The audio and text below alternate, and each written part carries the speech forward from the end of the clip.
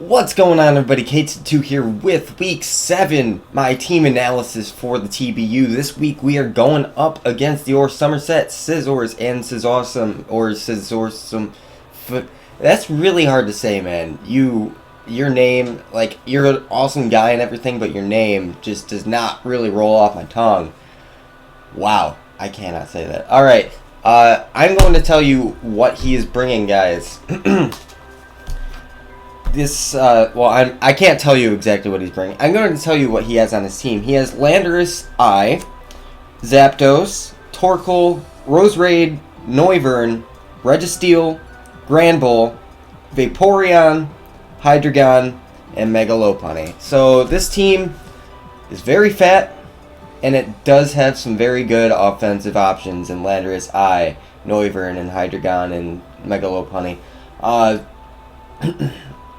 I feel like he's going to have to bring a whole lot of bulk this week, though, if he wants to win this one.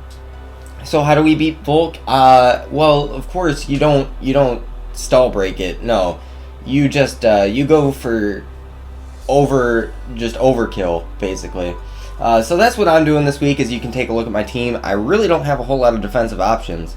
At first glance, you would think that I would, but Tangrowth is actually offensive. And Togekiss is offensive, and Latias is actually more of a support set. And we will get into the whole team overall as I go through it. But first of all, we are starting off with a Focus Sash lead Excadrill once again. This is because I really want to get my rocks up as it pressures his Zapdos, especially his Torkoal if he wants to bring that, because Torkoal is a pretty good... it's an alright check to both Mamoswine, if he has like an air balloon or something, that would be weird, and Mega Pinsir, as it can hit both back for some solid damage, get off a burn, and get on with his day. It gets Stealth Rocks, it gets Rapid Spin. I would not be surprised if he brought it. One thing that I am really expecting him to bring is Zapdos, which is why you don't really see Mega Pinsir on my team, because Zapdos deals with Mega Pinsir very, very well. So I'm expecting him to really go for counter teaming against the Mega Pinsir, because that would be a good idea. Because if you don't prepare for it, it would wreck you. Just saying in general for any team, if you don't prepare for a really big threat, and they bring it, you're going to get destroyed. So, first things first, I want to go over Excadrill. Excadrill is a lead sash with rocks, because I really want to make sure that I get up rocks. I have Toxic on it, because I'm not really going for a whole lot of damage with this Excadrill. I just want to be able to set up the late game more so than just getting off to an early lead, because that would be more beneficial to me if I can wear down the threats that I need to wear down. Which is also why I'm running a Spadef set on Excadrill, because I really don't need any extra added power. I outspeed what I need to in Zapdos in order to get up my rocks and Toxic it. I outspeed, of course, I outspeed the Granbull all the time, Vaporeon. I outspeed everything that I need to, and everything that outpaces it on his team is going to be a special attacker or Megalopunny, which I'm not going to stay in on a Megalopunny. So there's that, which is why I decided to run specially defensive. It'll allow me to live more hits than I would think, or more hits than you would think, I should say, rather. And even though I do have the Focus Sash, this Sash really is just there in order to keep rocks and make sure to get a spin off late game if I still have my Sash intact, which wouldn't make sense because my Sash would be broken on switching if I would have to spin. So disregard what I just said there. Excadrill, really just there to get up rocks, so that's all I'm going to say about it. Next up we have Mamoswine. Mamoswine deals a whole ton of damage. The best thing that he has to take this thing on is Intimidate, Physically Defensive Bramble, which I have Iron Head for. And Vaporeon, if he brings fully physically defensive, it has a chance to live 2 Earthquakes. So there's that. Life Orb for as much power as well as being able to switch up moves against his team, because I hit everything except for Vaporeon and Megalopunny super effectively on his team with just Ice and Ground. So, and Grand Bull, but I had the Iron Head, but that's besides the point. The EVs here are enough to outspeed the Zapdos, because I have priority in order to hit Landorus and Hydreigon and Noivern all super effectively. And I can hit Megalopunny for big damage and make it easier on myself later in the game if I want to come in and just sweep the game with one of these two in the back. Mamoswine, really, I know that he's probably going to over-prepare for it, because he kind of has to, or else it'll completely wreck his team. Mamoswine, this is a weird situation, because I know that if he wants to not completely get swept by Mamoswine, he's going to have to over-prepare for it. But Mamoswine already puts in so much work that it's even worth just bringing it to pressure his team, even if he is over-prepared for it.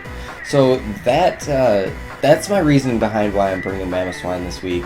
It does so much work, and I really expect it to do a lot this match. So that's it. Really, not a whole lot else to talk about Mamoswine here. So we're gonna move on to Togekiss. We have a Choice Scarf set with a tiny bit of bulk, just enough speed to outspeed with the Scarf a Jolly Megalopunny, or maybe it was Adamant. No, it had to be Timid Noivern that I outsped. So then I can hit it with a Dazzling Gleam.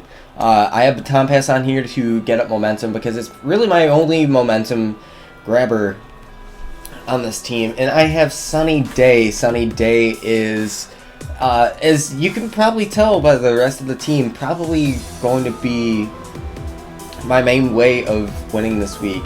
Mamoswine does put in a whole lot of work this week. However, I felt like I needed a more solid win condition in order to win the game, because I can't rely on Mamoswine wholeheartedly to take on 6 of his mons. So that is why I'm running Sunny Day with Tangrowth and whatchamacallit in the back. So yeah, Air Slash is a good option against the Megalopunny, the Roserade, against this whole team except really for Zapdos and Registeel. Registeel probably going to be his main switch-in, which is why I have the Baton Pass, and I can get into something else. Choice Scarf Sunny Day will allow me to get up to Sunny Day in an emergency situation, and I'll go down to an attack, most likely, and then that'll give me 4 turns to run through his team with either of these two, so that would be a very, very good idea. Next up we have Latias, a Heat Rock one, with Sunny Day and Healing Wish. Healing Wish and Sunny Day together are very, very good. Healing Wish with the Heat Rock boosted Sunny Day will allow for 6 turns of Sun for Tangrowth and Typhlosion to take advantage of. This is a very weird EV spread. I have 184 in Timid to outspeed a Timid Landorus, guaranteed. I have enough special attack investment to take out a Hydreigon with Dragon Pulse, a Roserade with Psychic, and of course Noivern is going to go down, but I probably wouldn't stay in on a Noivern anyway. Lando I is 2-hit KO'd by Dragon Pulse or Psychic, because Psychic is stronger. And Registeel is a problem for this thing. So yeah, Registeel. I just need to get up the Sunny Day and Healing Wish on out of there. That way I can take it on with either of these. So let's get into my win cons this week. We have a Life Orb Tangrowth with Focus Blast, because that hits the Registeel super effectively, and it hits the Hydreigon super effectively. And I will have to rely on it hitting, but I'm willing to take that chance. I have Solar Beam on here to take on the Vaporeon and get massive damage off against his team. Hidden Power Ice is there to, if his Lando Eye is bulky, it'll knock it out. It'll knock out the Noivern, it'll knock out Hydreigon from low health if I don't want to risk hitting Focus Blast. And that's that. Focus Blast is also there for Mega Lopunny. Mega Lopunny is a huge threat against my team, and I want to be able to outspeed it, which is why I'm running 220 speed with Chlorophyll. Chlorophyll is going to let me outspeed, doubles my speed, make sure I outspeed Mega Lopunny. Great for me. Make sure that I outspeed everything on his team with this, and I'm able to switch up moves. Hit everything on his team super effectively outside of the Granbull, which is most likely going to be physically defensive if he does bring it. So it wouldn't really want to take on Tangrowth. Torkoal is 2-hit KO'd by Solar Beam, as long as it's not it doesn't have like a rogue amount of special defense investment, would be very, very weird. And yeah, that's it for Tangrowth. And next up we have a Choice Scarf, Eruption, Typhlosion, also with Solar Beam and Focus Blast to take care of the Sun. 132 speed to outspeed the Mega Lopunny again, and I have just enough bulk investment in order to take on, well, the bulk doesn't really matter, it's just a leftover. It's just a leftover. Armada's max special attack with a Choice Scarf.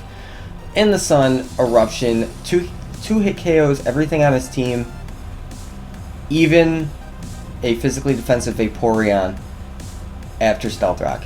So that's not a switch in. Hydreigon gets 2 hit KO'd.